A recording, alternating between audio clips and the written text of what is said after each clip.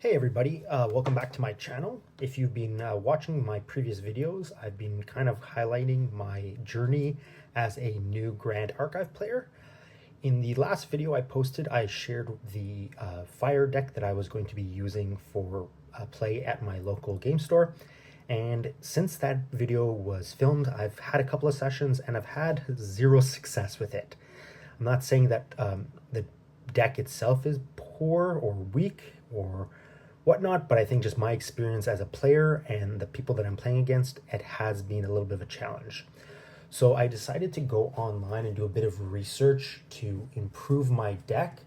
And one place that I went that I found was very helpful was the website Fractal Insight. And there I discovered that there are a couple of decks around Diana. There's two, there's Astra Ranger and Aetherwing. So I decided to look at what was available there for the Aetherwing deck. And that's where I started to modify what I've got right now into something that I can use in my play at, it's at the local level. So I'm going to show you what I've got here with my new deck with the changes that I've made. So we'll start off with what I've got for my material deck. We'll start off here with the material deck. I'm staying with the fire element, so my champion spirit will be still fire. I am maintaining for the time being Diana with 3 levels. However, I won't be using any Astra cards for this deck. It'll be strictly fire. I'm only having level 3 Diana because of the fact that I want to make sure that I have 12 cards and I just don't have enough material cards worth adding to this deck, for the time being at least. I've got 3 weapons for this one, so the Seeker's Aetherwing, Treveria Dream, and Salamander's Breath.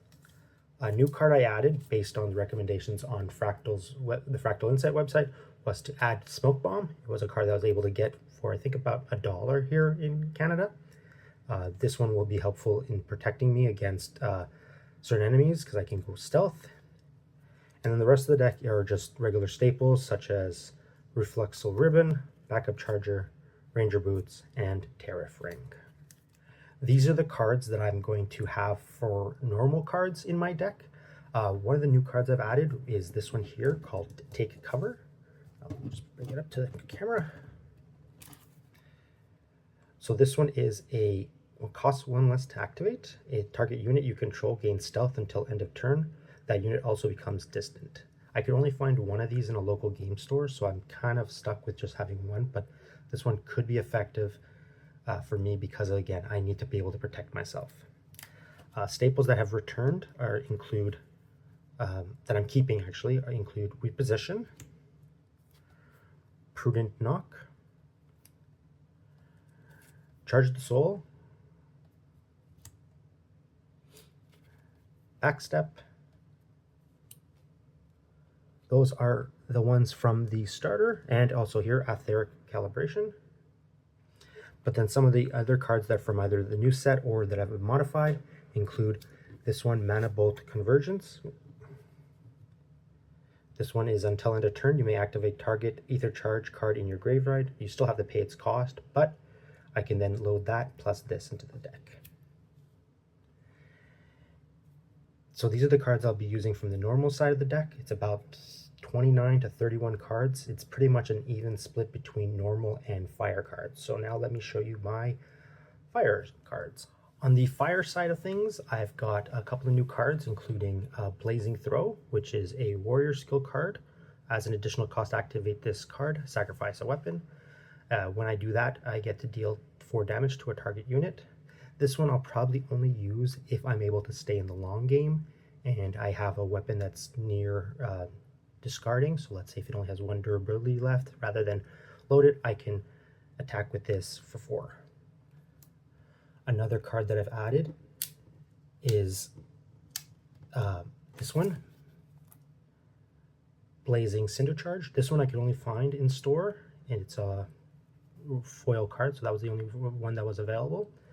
For this one, it's deal 3 damage to target champion. If my champion has leveled up this turn, I can then load this into a fire element ether charge cards. Load this and up to 2 fire element ether charge cards from my graveyard into a weapon that I control. So this one could be very beneficial in a later game. There was one more that, actually two more that I have to add.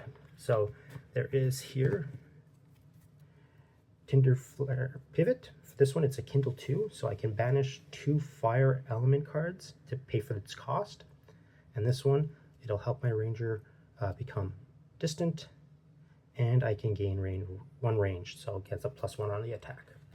And then the other one that I've added here is this Intensive Tire. This one's a Kindle 3, but this one I deal 2 damage to a target. However, if that champion has 8 or more cards in their graveyard, I could do 6 damage instead. So this one can be super effective, I think, if I can use it correctly, because in the few sessions that I've played recently, these are the cards that the people that I've played against often rely on discarding cards into their graveyard and then reloading them. So it's either like a CL deck or some of these older like Tamer decks that I'm still kind of not familiar about, but I'm eager to see if I can use that one. So that's my new deck in a nutshell.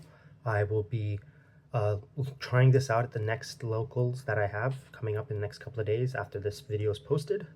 Hopefully I will get to actually play a little bit of a longer match so that I can actually attempt some of the strategies that I'd like to try. In the meantime, I will be looking at some modifications. If I can find cards at local game stores, although that's a little bit of a challenge, I might have to order online. And at the same time, I might see if I could maybe go back to trying water, because I noticed that for Diana, everyone is playing water Diana, so maybe I should try to maybe go back. Thanks for one of the comments in my previous video that kind of helped me understand what it was saying about ally cards. My interpretation of that was that it meant an ally on my side, not that when the card says ally, you can attack those cards. So maybe I can go back and see if I can improve my water deck and try that one instead. But for now, I will be continuing with this fire deck, and in the next video, my next Grand Archive video, I will share how I played, and again, if any changes I make to my decks, I'll definitely share it with you guys. Once again, thank you very much for checking out this video, and I hope to see you in the next one. Bye!